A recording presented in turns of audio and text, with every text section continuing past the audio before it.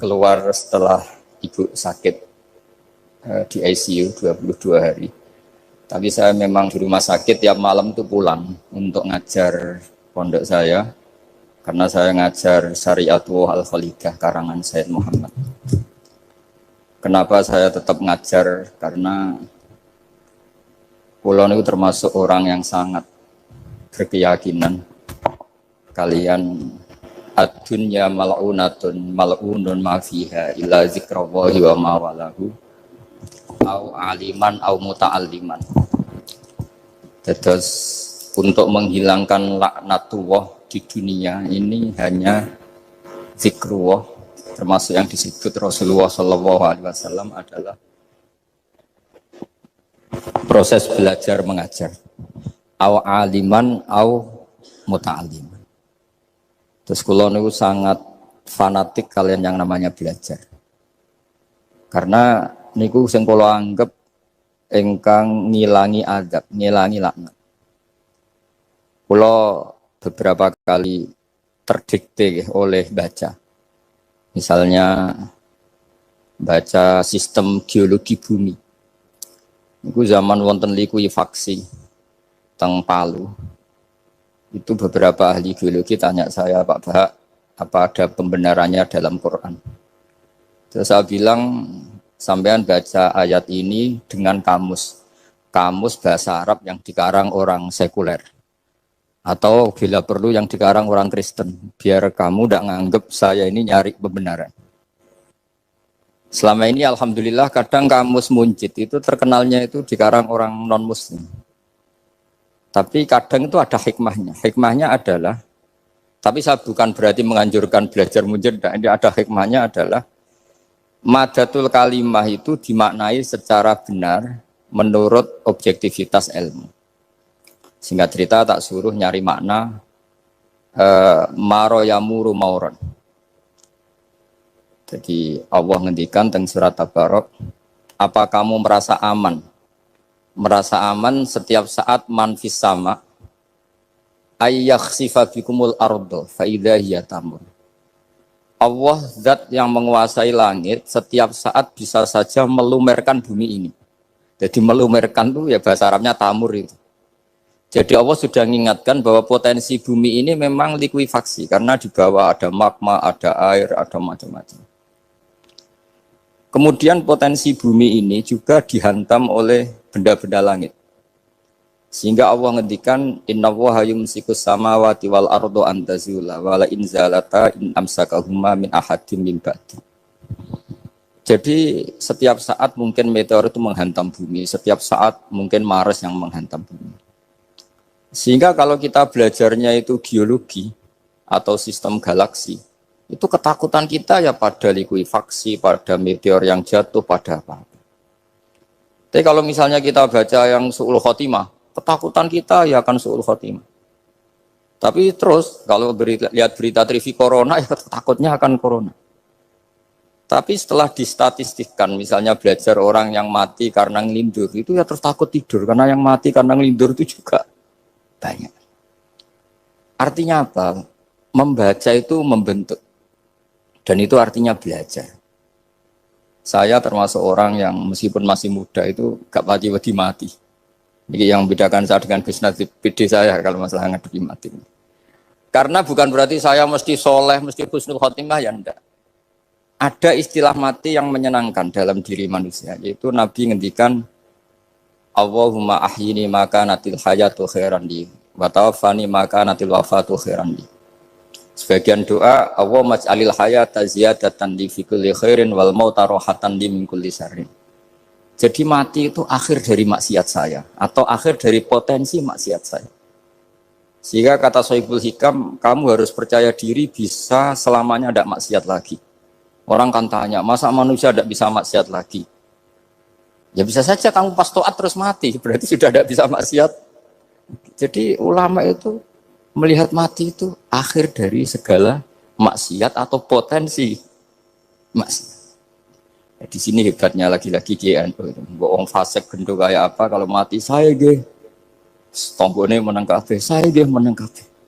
Sesuai kiai ini saya nih, pun buatan sakit maling, buatan sakit korupsi. Oh, enggak, saya ini. Itu satu ilmu yang luar biasa. Meskipun ya tentu agak ngawur. Tapi itu bagus. Secara ilmu bagus. Karena al-maut adalah rohatun min kulli syarr. Lagi-lagi yang menyelamatkan itu illa aliman au muta'aliman. Proses belajar mengajar. Saya baca banyak tentang halal haram dalam kitab Imam Ghazali itu, tak ulang berkali-kali. Saya itu dulu ya gak paham, karena kitab paling susah di bab Imam Ghazali itu menurut saya kitabul halal wal haram. Termasuk bagaimana cara ngelola amwalus salatin yang terkenal korup, sementara menyumbang kamu sebagai jaizah, sebagai hadiah untuk para kiai atau untuk para guru. Itu perdebatannya ulama itu macam-macam. Ada yang bilang haram karena itu potensi haram atau memang benar-benar haram. Ada yang bilang boleh karena kalau yang pakai kamu untuk kebaikan, kali dipakai mereka ruwet. Kebetulan yang partai ini lebih besar Mas Nadif. Ya alhamdulillah. Terus dikiaskan sama ghanimah. Lagi-lagi karena baca, saya itu pernah ditanya seorang dosen di Jogja, Gus saya ini muslim mulai kecil dan saya peneliti, saya pernah sekolah di mana-mana. Yang ganjil dari saya tentang Islam itu satu, yaitu ghanimah. Kok kayak Islam tuh rampok gitu ya, perang sudah, orang kafir tuh kalah, hartanya diambil gini-gini. Ya ghanimah. Terus saya memberi analogi, kalau ada garong ke kamu, bawa senpi, bawa pedang, terus kamu mengalahkan garong itu, alat-alat itu kamu kembalikan apa kamu sita? Ya saya sita, nanti dipakai garong lagi. Ya kira-kira seperti itu. Kalau dikembalikan ke orang kafir berarti menjadi kekuatan kekafiran lagi. Dan itu harbi. Dia baru nerima. Lagi-lagi ini barokahnya baca. Makanya saya diminta sama sini, ya saya tentu faktor hormat. Karena bapak saya memang dulu ngaji sama Badullah. Mbah saya itu terkenal wali, yang bapaknya bapak. Itu kalau kesini nyifati Badullah satu. Nur isido mondok gini itu enggak apa-apa. Pondok elek lah, kiaimu wali. Zaman itu bapak itu di kamar kursi ya masih ada kakinya. Saya dulu sering dijak ke sini sama bapak. Jadi bahasa itu terkenal wali dulu. Jadi bahasa itu tirakat terus sampai kapundut itu poso terus. Kebetulan cucunya agak niru. Saya tidak niru itu karena itu Gus Zaki. Memang disuruh tidak niru. Kata mbak saya kira usah tirakat, wis tak tirakati aku. Itu. Jadi saya, Mbah Mun juga gitu. Kowe haram tirakat, tak tirakat ya. Saya seneng sekali. Tapi tua-tua kok mikir putu. Nah, terus tirakati putuku sopo. Jadi mulai jadi kiai betul Mas Nadif saya ini sudah mulai mikir putu. Karena saya ini termasuk orang yang kecelok alim yang enggak banyak orang menghormati karena sudah diramal sama mbah-mbah. Di dulu mbah saya Mbah Nur Sam itu kakak saya itu SMP, SMA. Kakak saya yang kedua juga SMP, SMA. Mbah saya itu Mbah Nur Sam itu yang nganterkan bapak ketika mondok sini itu. Yang ikrar karo Badullah wali Mbah Nur Sam itu. Ahli tirakat, ahli puasa. Itu bilang, Nur, anak sing iki aja pondok, aja sekolah no. Sumben sing ngalim ku anak sing iki. Ketika saya sampai tamat SD sama mbah saya Tuban, mbah saya Naruan juga di Sabdo begitu. Singkat cerita sama Mondok Sarang. Mondok Sarang pertama langsung dikenal Mbah Mun, wong anak kiai jadi langsung dikenal. Didoni macam-macam terus jadi wong alim juga ada yang ngelem. Biasa aja untuk dongane wong sepuh-sepuh. Ya sebenarnya saya agak kecewa ya, saya inginnya kan dianggap prestasi gitu. Ternyata dianggap doanya orang-orang sepuh. Ya, makanya kula niki teng mriki ya rodok ya syukurlah sama Bang Mutamakin sama semuanya karena tadi, kenapa saya harus cerita ini? Quran sendiri mengakui bahwa orang soleh itu diantara aturannya adalah dzurriyyatam ba'duha min ba'd. Meskipun Allah bisa bikin orang soleh dari mana saja, tapi yang legitimit itu memang dzurriyyatam ba'duha min ba'd. Dan kata dzurriyah itu tasmalu auladal inas, kata Ibnu Hajar al-Asqalani, memasukkan turunan yang dari ibu. Meskipun tentu secara wali nikah atau secara disiplin nasab dari ibu itu tidak ngefek. Tapi dari segi fa'innal irqadassas bahwa sistem tubuh kita itu tetap ada gen dari seorang apa? Ibu. Sehingga banyak ulama tafsir mengatakan dzurriyyah itu tasmalu auladal inas. Dzurriyyah itu memasukkan turunan dari apa? Ibu.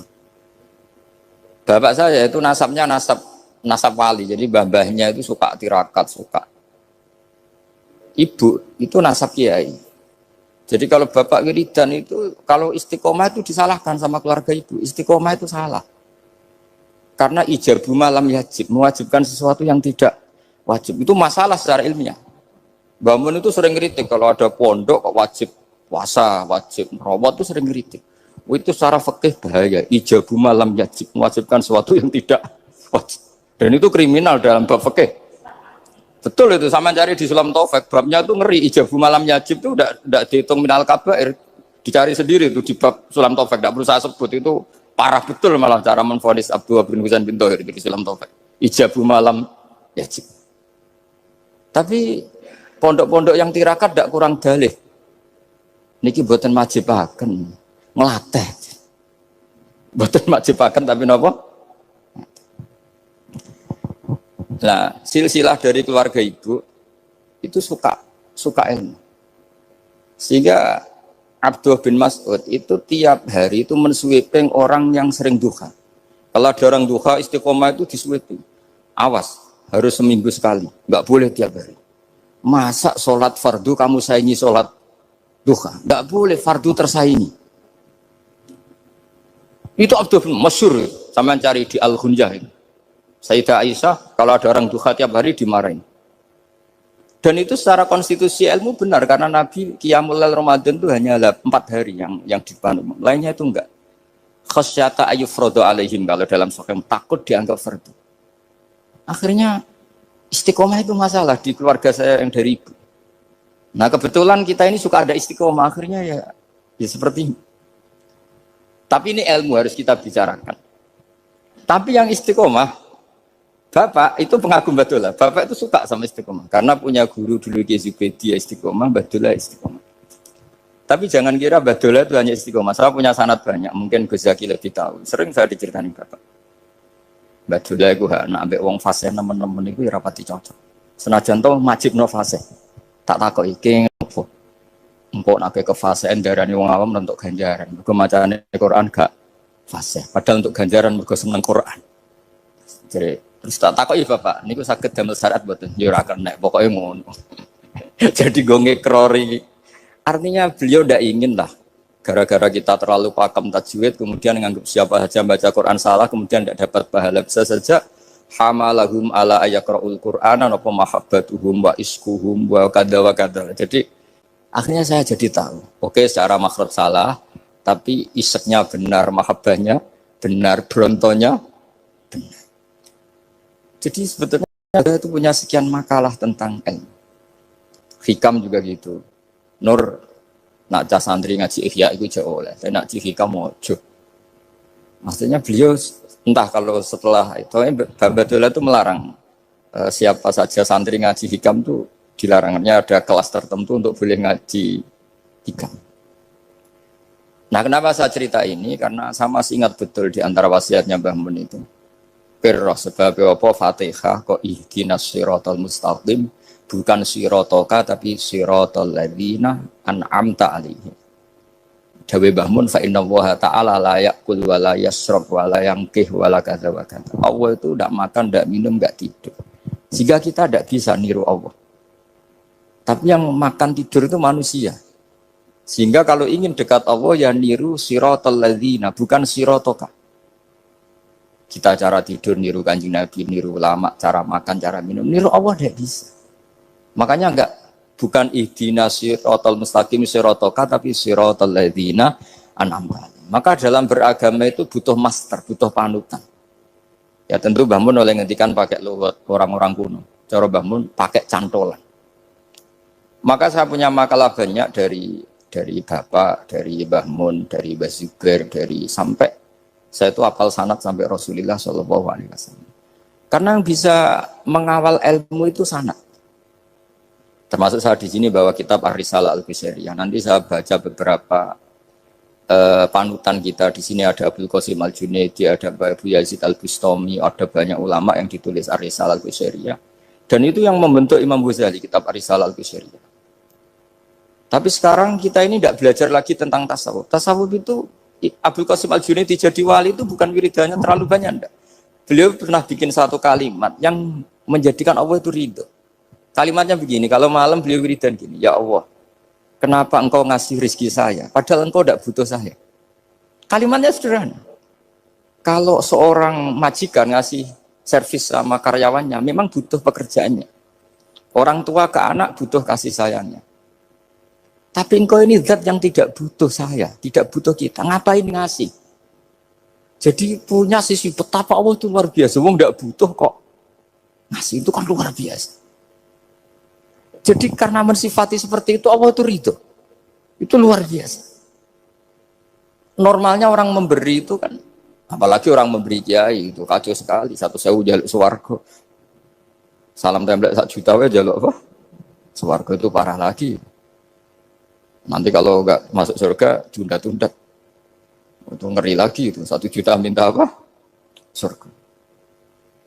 Sayyidina Ali itu diantara sebabnya beliau dekat Allah itu karena muamalahnya sama Allah itu benar.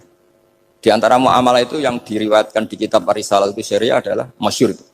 Kafani izzan antakuna li robban wa kafani fakhron an aku nalaka abdan. Tiap malam ya beritanya itu. Ya Allah, saya sungguh sangat mulia karena engkau yang jadi Tuhan. Coba kalau saya dituhani manusia yang mati atau dituhani siapa yang mati juga. Wa kafani fakhron an aku nalaka abdan. Saya ini bangga sekali karena jadi budak, menjadi hamba zat yang tidak mati. Jadi pakem-pakem yang menjadi masyrab kalau dalam bahasa tasawuf itu yang menjadikan wali. Sehingga yang dikatakan ibadah itu apa? Ma'rifatullah. Mengenali Allah secara benar. Jadi jangan kira wali-wali dulu terus terlalu istiqomah, ada juga. Mereka punya pakem yang menjadikan Allah itu ridho. Saya beri contoh nih di sini banyak makalah nanti saya beberapa baca tabarruk. Banyak riwayat dari orang-orang sufi. Nabi Ibrahim itu pernah ketemu orang Majusi. Beliau terkenal sakhok, terkenal sakhian. Ketika ketemu orang Majusi, ya Ibrahim saya ini sehari saja ngasih makan saya. Kamu kan tukang ngasih makan orang. Terus ya tapi bisyarti antus lima, kamu harus Islam. Sebagainya Nabi Ibrahim adalah kalau saya menolong dia berarti nolong orang kafir. Setelah orang itu lewat berlalu karena Nabi Ibrahim nggak mau hormat, Allah memberi wahyu ke Nabi Ibrahim. Kenapa ya Ibrahim tidak kamu terima 1 hari, kamu kasih makan 1 hari? Ya karena dia Majusi. Kata Allah, dia umurnya berapa? 60 tahun. Tanyakan, pernah kelaparan kan hanya hari ini? Iya ya Allah. 60 tahun dia kafir tak kasih makan. Minta kamu sehari aja kok nggak boleh. Akhirnya Nabi Ibrahim dipanggil orang Majusi, dikejar dipanggil. Ayo tak kasih makan 1 hari. Kok kamu sekarang jadi baik? Habis ditegur Tuhan. Terus kata, ahakada yu'amiluni. Apa seperti itu Tuhanmu mengualamalai saya? Ya na'am. Akhirnya Islam orang Majusi. Jadi itu lagi-lagi ilmu. Jadi yang dikatakan ilmu itu satu teori atau kalimat atau apa saja yang menjadikan kita ini pakem. Meskipun pakem itu kadang sulit diterima orang-orang khusyuk. Orang khusyuk itu ya nyun sewu ada sisi nakalnya. Makanya Mbah Mun sering kayak jargon masyhur. Zada khusyuan, zada jalan, tambah khusyuk, tambah bodoh. Bukan bodoh dengan makna salah itu enggak. Memang kadang terus anti ilmu. Misalnya gini, ini contoh yang karena saya ini mengkhidmati ilmu, saya beri contoh yang urusan ilmu. Ada orang sujud diinjek orang fasik, kepalanya diinjek orang fasik. Terus si orang yang sujud tadi ini ada di Sahih Muslim, juga ada di Ihya. Wallahi la yaghfiru Allahu laka. Pakai sumpah, wallahi la yaghfiru Allahu laka. Allah langsung mewahyukan ke Nabi fi hadzal zaman, fi tilkaz zaman atau fi dzalikaz zaman. Man dzalladzi yata'alla alayya alla aghfira li fulan qad ghafartu lahu wa ahbattu amalak. Katakan ke orang itu, siapa yang mencatut nama saya yang hanya berstatus tidak memaafkan. Itu enggak fair. Saya ini Tuhan kok bisa yaghfir, bisa yu'adzib.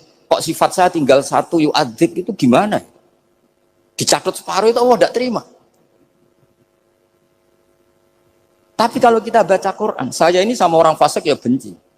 Saya ini orang soleh, setidaknya pura-pura soleh lah. Karena di depan para kiai. Tapi mau tidak mau.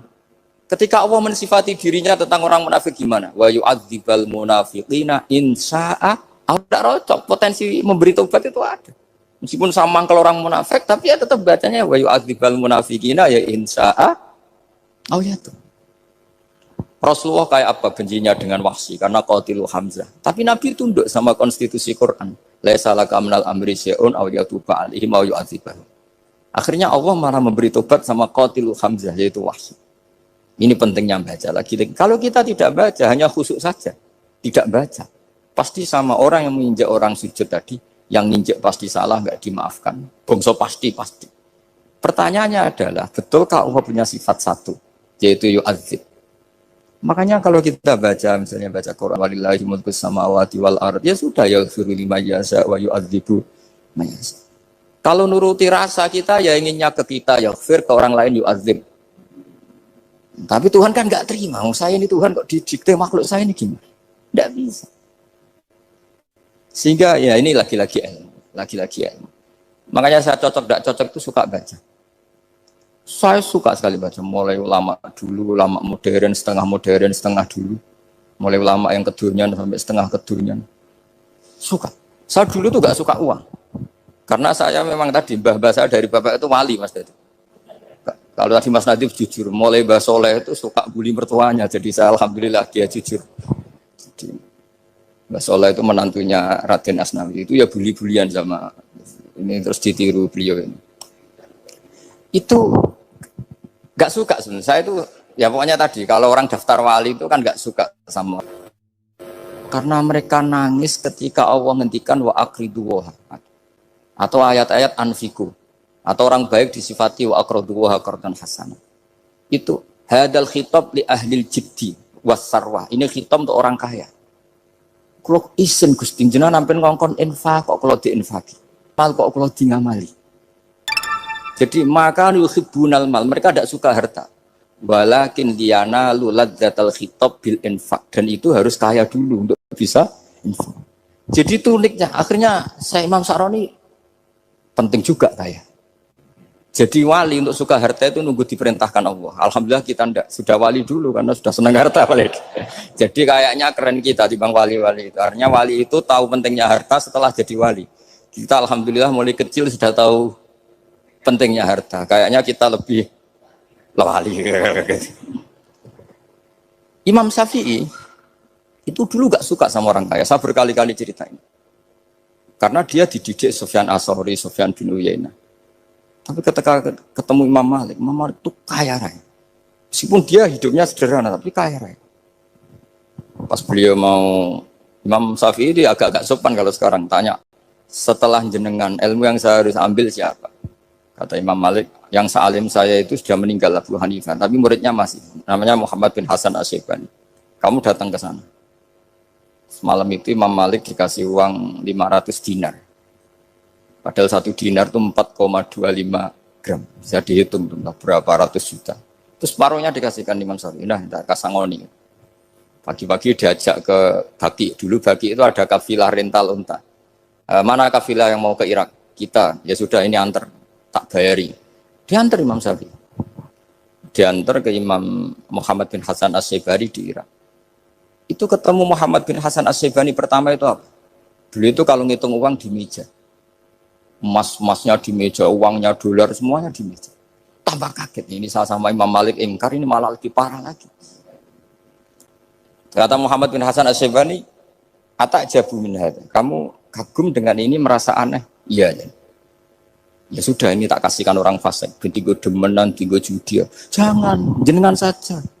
Kalau jenengan kan orang soleh dipakai kebaikan. Berarti orang soleh boleh kaya. Angsal-angsal. Semenjak itu Imam Syafi'i kebablasan. Sampai fatwa kiai fakir itu haram. Kiai bisa bikin rumah bagus, bikin rumah jelek, haram. Puasa al-Islam ya Allah wala yulah. Nah lagi-lagi kebetulan kita sebelum ngaji Imam Syafi'i sudah seperti itu. Jadi ini justifikasi. Lagi-lagi itu ilmu. Seorang lagi-lagi itu ilmu. Akhirnya saya baca kitabnya Imam Sa'roni namanya Al-Minanul Kubro. Itu beliau cerita wa mimma manallahu alaihi. Kesannya kayak orang sombong.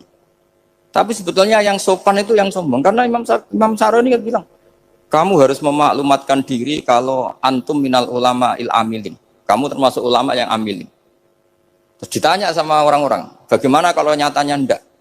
Kamu tadi subuh sholat, ya saya sholat. Kamu tadi zuhur sholat, ya saya sholat. Kenapa ketika kamu maksiat ingat terus, ketika kamu taat tidak ingat? Berarti kamu anggap Allah itu menyesatkan kamu tok, tapi tidak pernah ngasih hidayah sama kamu. Pas delok rondo ning dalan kok maksiat, bar sholat atau syukur, bar zuhur atau syukur berasa. Berarti kan nyifati Allah, hari ini Allah ngasih saya maksiat. Sementara lupa kalau Allah ngasih sholat zuhur, sholat asar, sholat maghrib, sholat. Oh sudah di situ al-manal kubra, pokoknya orang itu soleh semua. Nah saya itu termasuk orang yang didikte oleh kitab, terbentuk oleh kitab Al-Minanul Kubra. Jadi di situ hidup itu enak semua.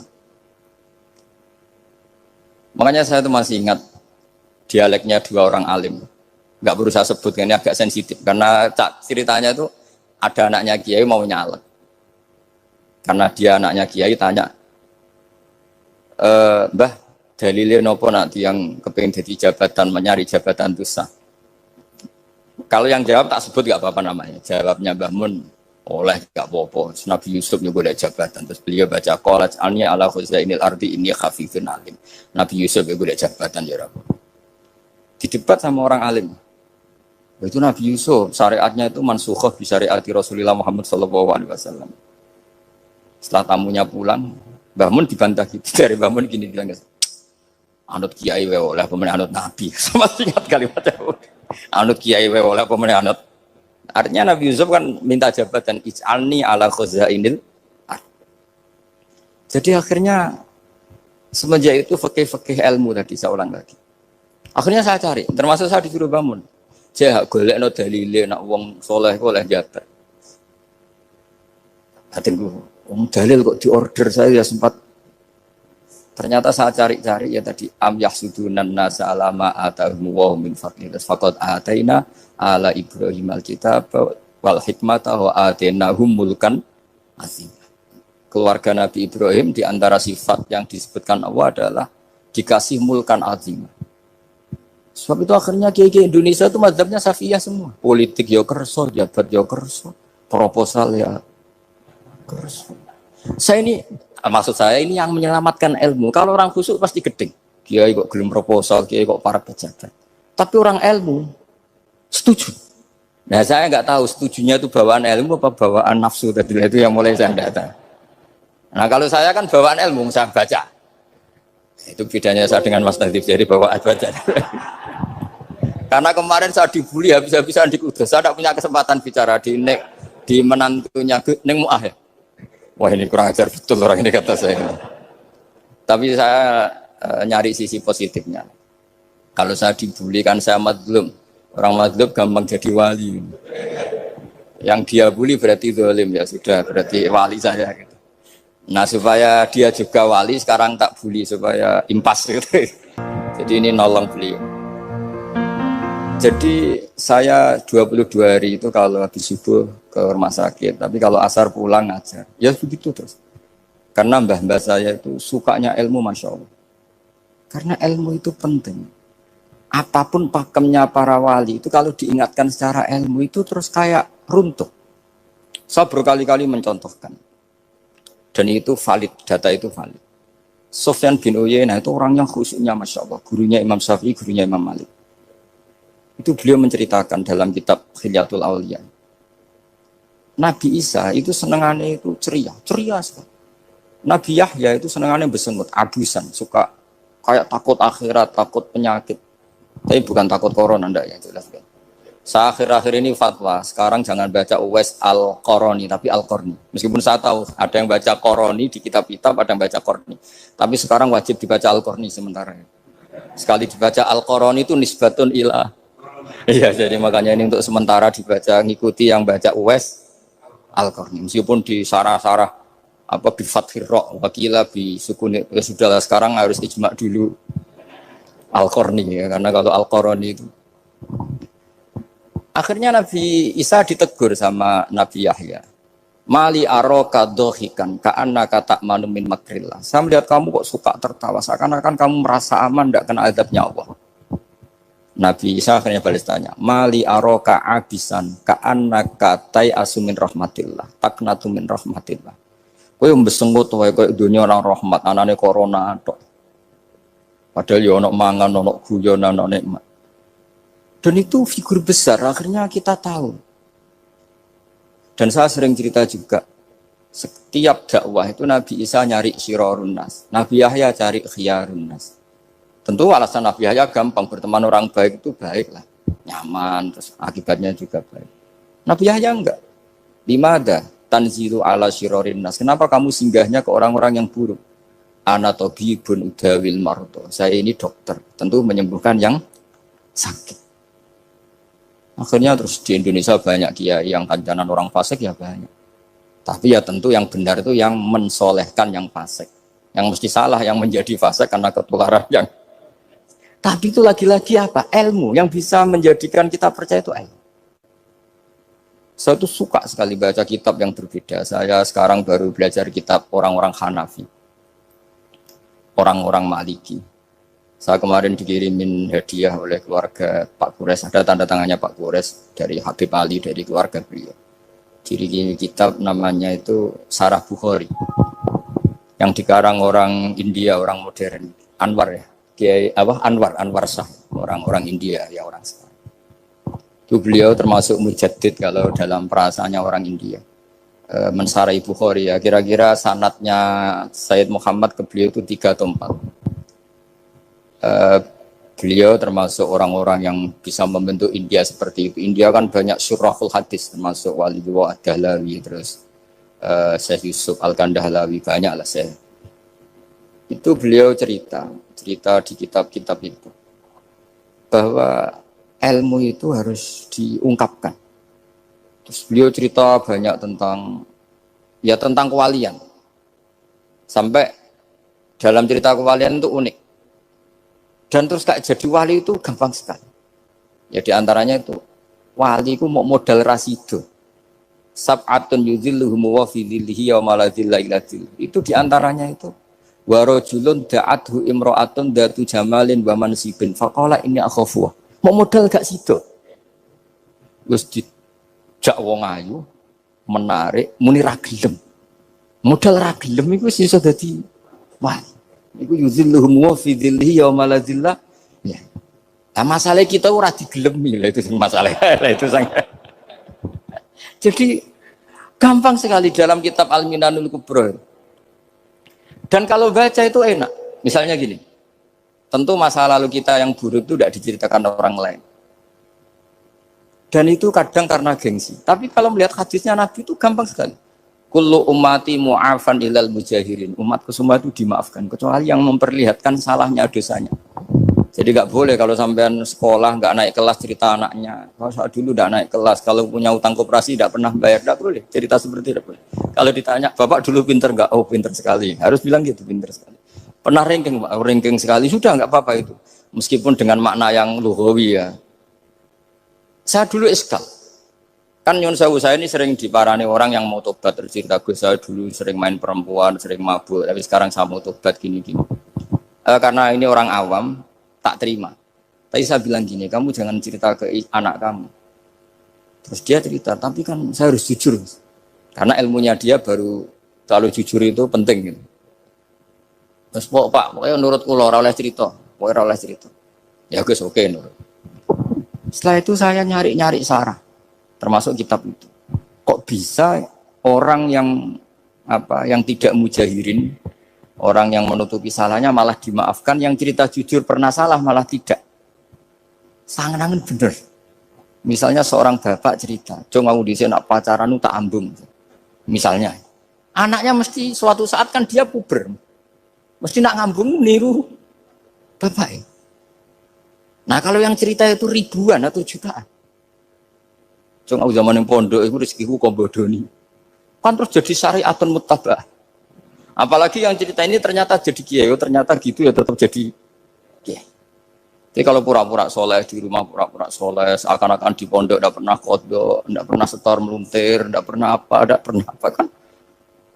Katanya, lalu lucunya, oke itu alasan. Alasannya Imam Ghazali itu paling masuk akal. Ini saya cerita, ila aliman barokahnya baca Imam Ghazali. Fa inna wa ta'ala yakrohu zuhurul ma'asi. Wa min asbabiz zuhur adalah al-mujahar. Karena Allah itu gak suka maksiat itu begitu kelihatan. Dan awal dari kelihatannya maksiat adalah semua orang cerita. Akhirnya maksiat dianggap biasa saja.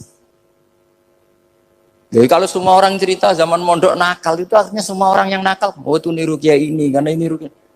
Kan repot. Tapi kalau semua kiai sok suci atau suci betul, dan semoga ya suci betul, kan yang maksiat, yang mau maksiat ini gak punya alasan. Karena masternya tidak pernah masih, meskipun sebagian yang sultan nggak pernah konangan, tapi nggak tahu, pokoknya yang penting seperti itu. Itu hebatnya konsepnya. Saya dulu ya eskal loh. Kok?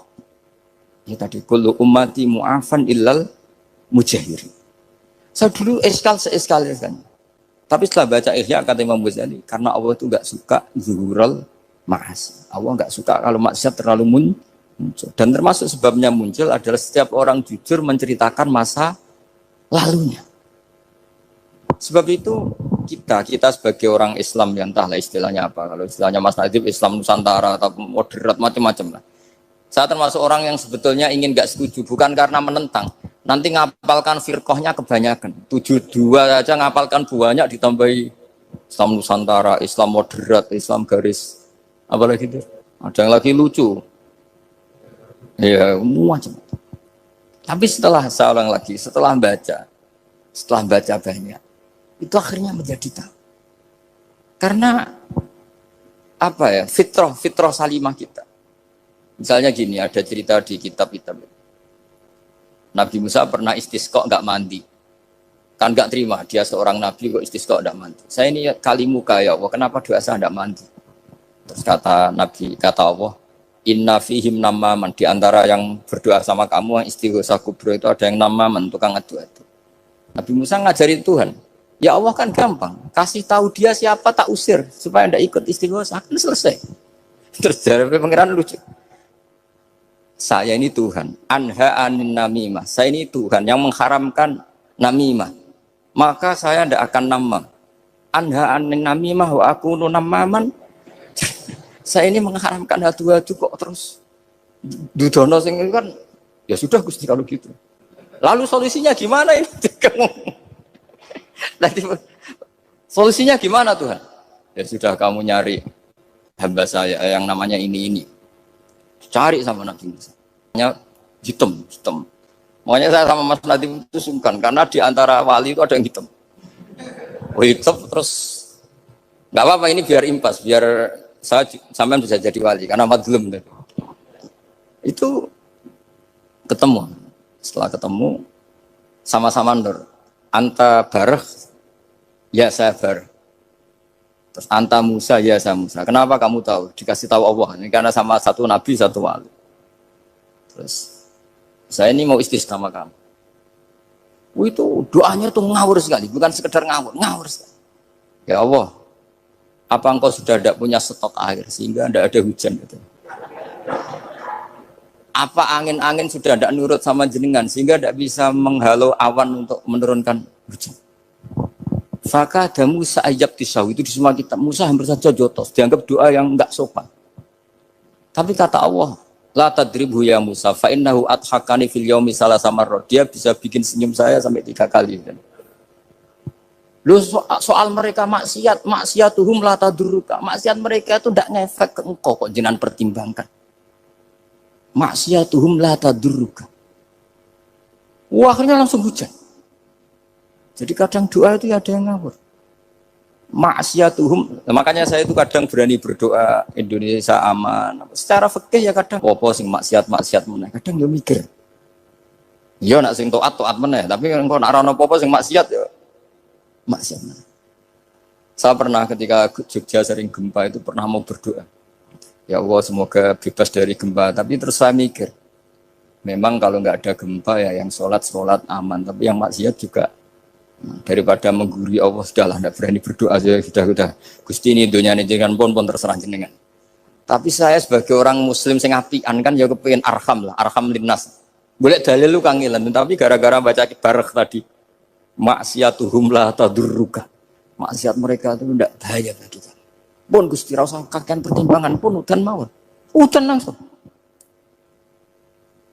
Lagi-lagi karena baca. Termasuk di Al-Minanul Kubra itu ada cerita tentang Nabi Isa. Cerita itu tidak hoax, ini kata Imam Sa'roni. Ada orang itu perajin sepatu, perajin sandal.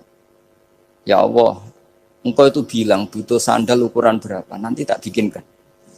Engkau bilang kendaraan kamu apa, nanti saya yang fasilitasi ada ini, pakaiannya kalau dames.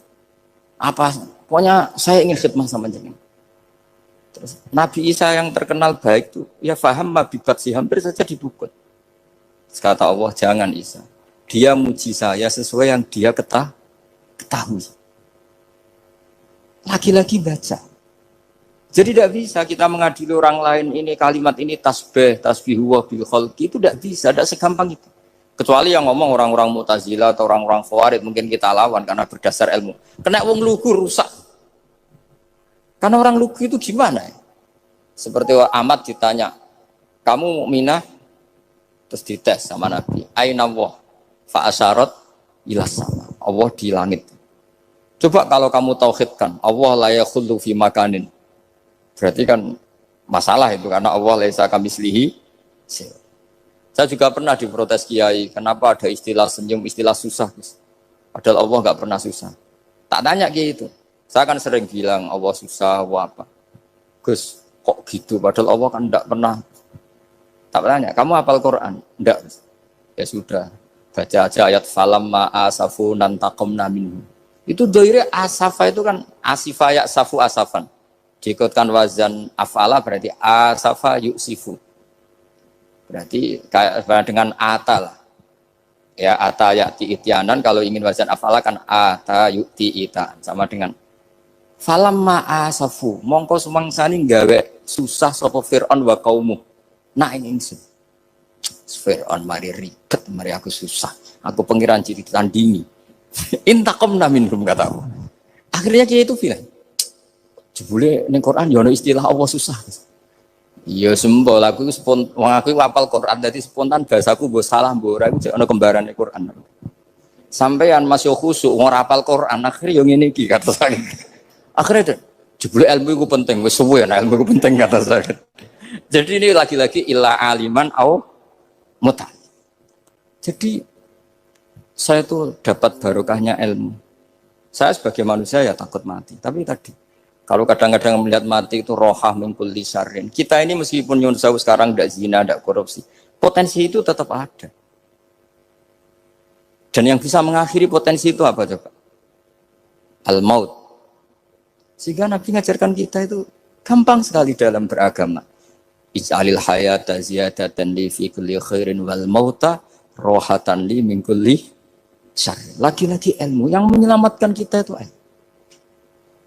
Sehingga Umar bin Abdul Aziz ketika mau meninggal, semua keluarganya nangis. Dia tanya, kenapa kamu menangis? Karena engkau mau meninggal. Memangnya setelah saya meninggal mau kemana? Ila Rabbin Karim, ila Rabbin Rahim. Jadi segampang itu untuk melihat. Nah, tapi kalau kita tidak baca, seakan-akan wah mati ngeri nak mlebu neraka piye. Seakan-akan di alam sana hanya ada neraka. Padahal anak indadzoni abdi.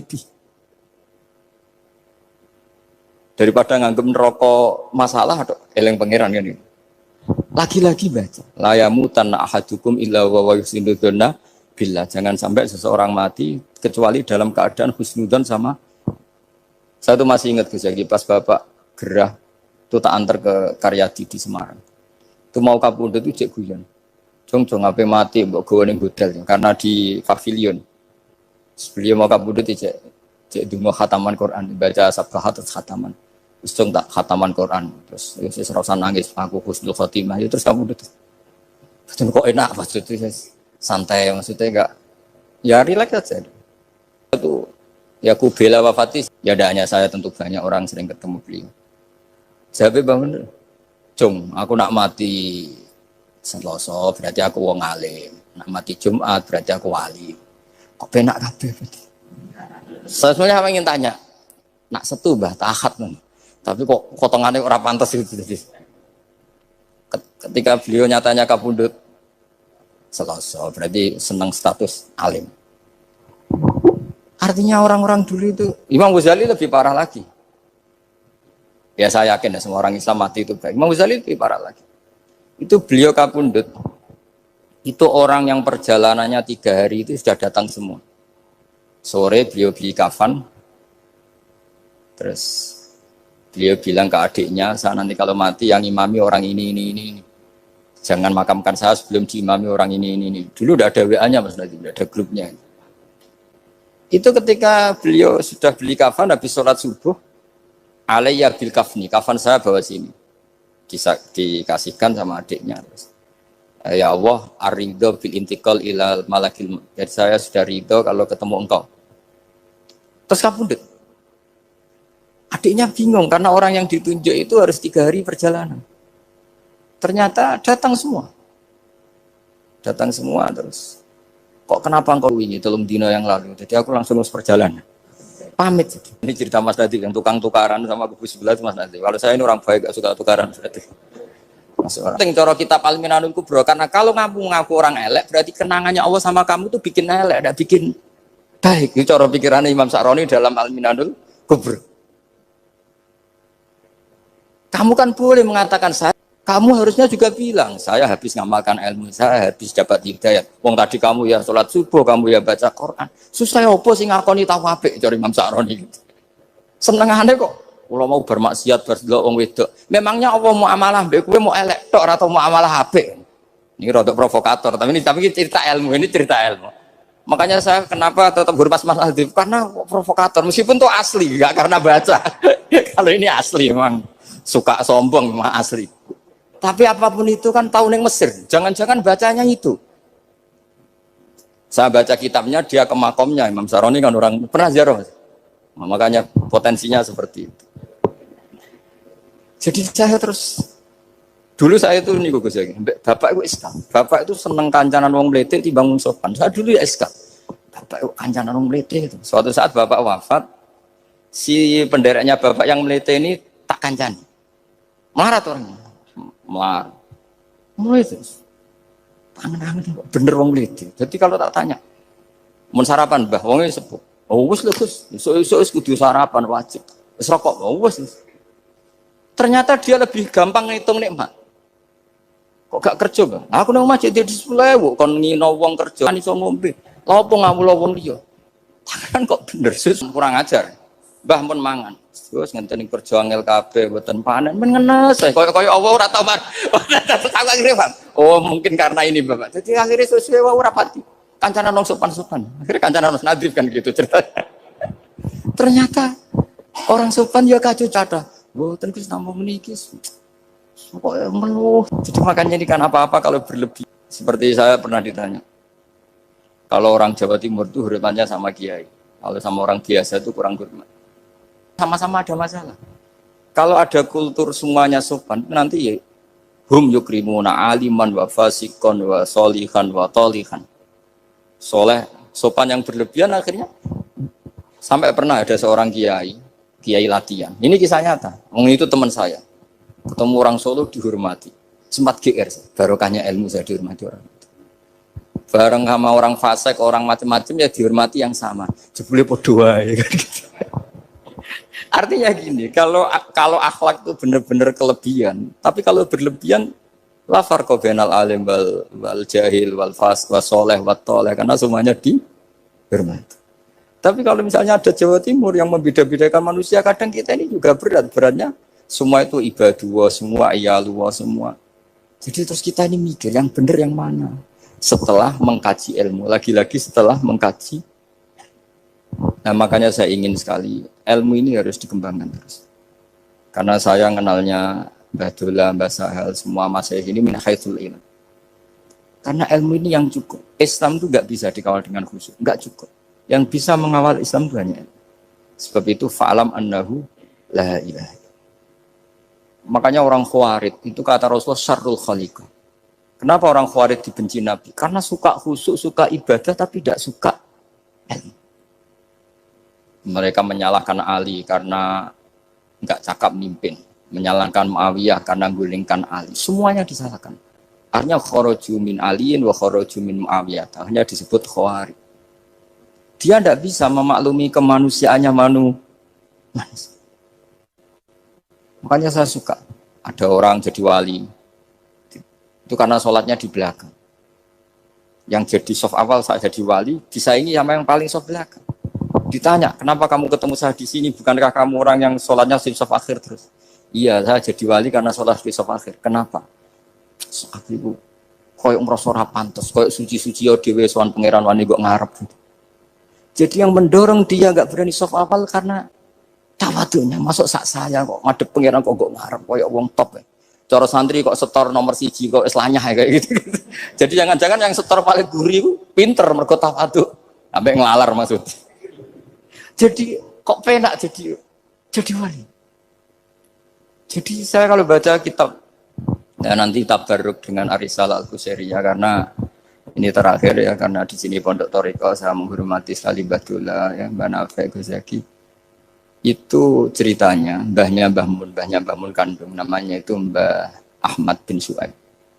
Itu ngaji sama Sayyid Abi Bakar Sato yang Sohibul Li'anah. Nah, Sayyid Abi Bakar Sato itu punya kakak kandung yang sepuh namanya Umar Sato. Karena ada 3 saudara Umar Sato, Utsman Sato, Abi Bakar Sato. Ketika mau kondur, saya ingin thariqah. Terus kata Sayyid Umar, ya sudah, kamu thariqahnya kitab ini. Dikasih kitab Ar-Risalah Al-Qusairiyah.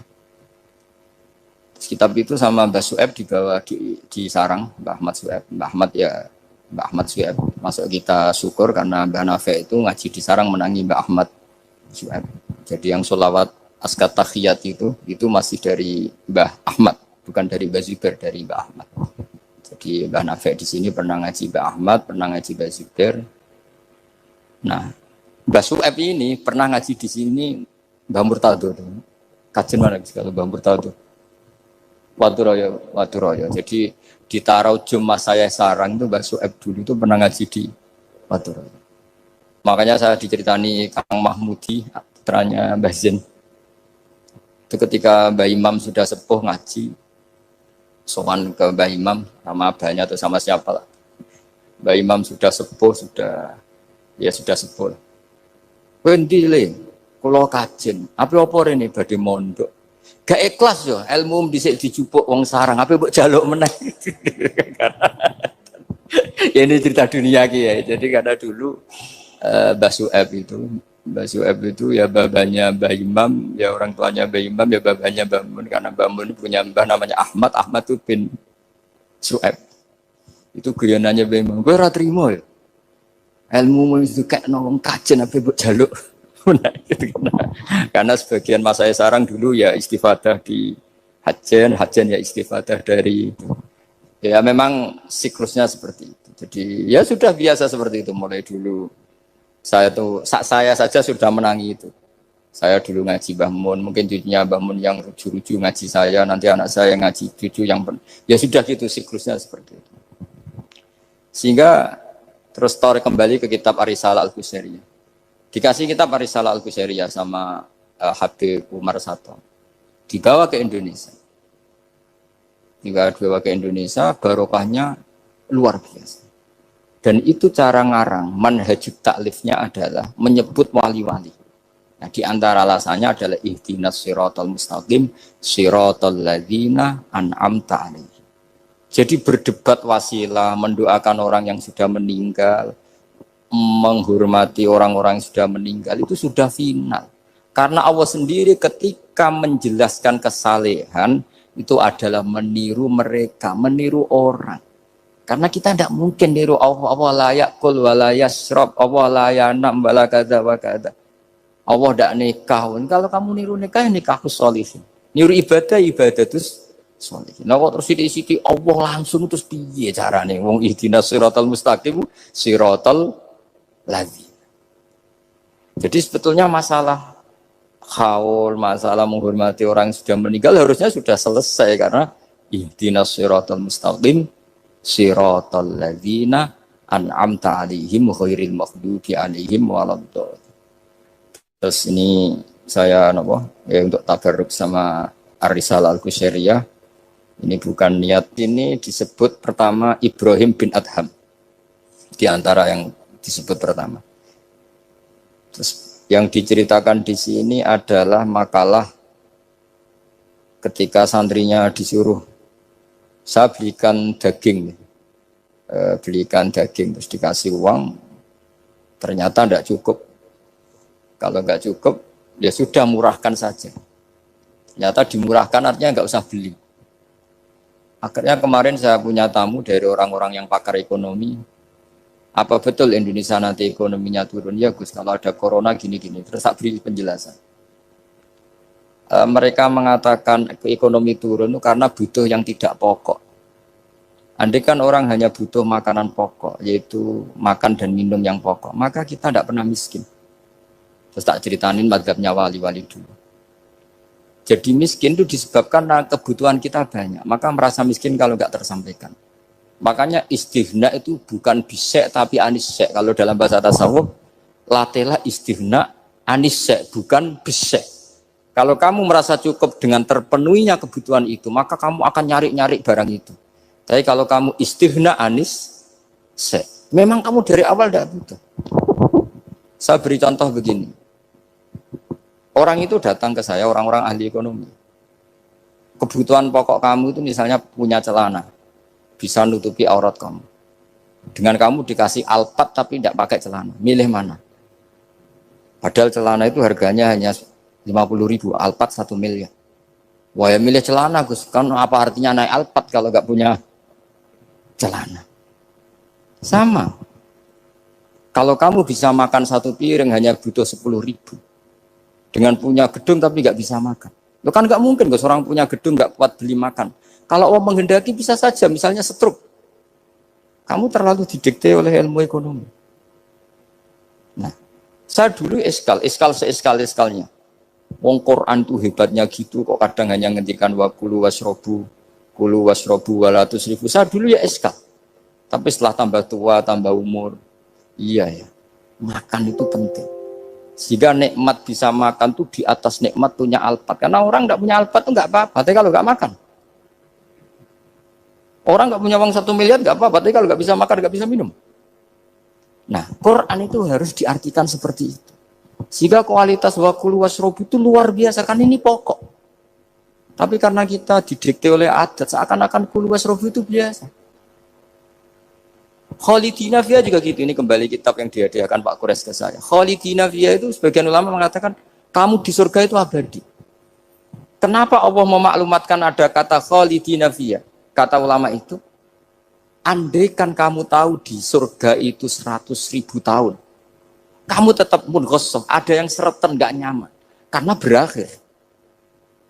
Artinya apa? Kalimat Khalidina Fiyah ini kalimat kata kunci. Di surga selamanya lama. Andai kan tidak ada kata selamanya lama. Waduh, berarti bidadari 70 wayu kabeh. Jebulin kok rasido. Jebulin kok berat. Jadi gak nyaman kalau tidak ada Khalidina. Lagi-lagi saya tahu maknanya itu ya barokahnya belajar, barokahnya membaca. Nah makanya kalau minta sekali ini karena katanya ini streaming live atau live